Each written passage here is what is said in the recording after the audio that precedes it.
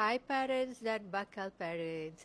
Rasa pantas sungguh Ramadan tahun ni. Dah nak raya dah. Dah ready nak alihkan duit raya anak-anak kepada emas. Selain akaun Gap, Public Gold juga ada akaun Junior untuk anak-anak bawah 18 tahun. Okey, jom saya share tips untuk bina dana pendidikan anak-anak dalam RM20,000. Yang pertama, simpan minimum RM100 sebulan dalam akaun emas Junior Gap secara konsisten. Sekarang dah boleh auto debit RM50. Yang kedua, setahun ada lebih kurang 3 gram emas jika anda auto debit RM50 secara bulanan. Simpan selama 15 tahun akan dapat 45 gram emas.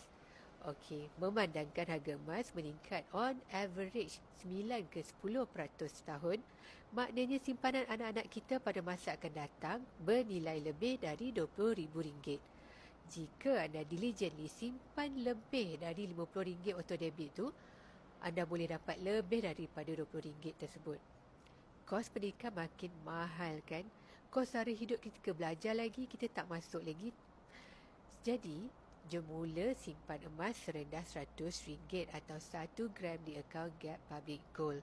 Terus set auto debit minimum RM50 untuk akaun anak. Saya berbesar hati nak bantu buka akaun Junior. Jika tuan-puan berminat, jom chat.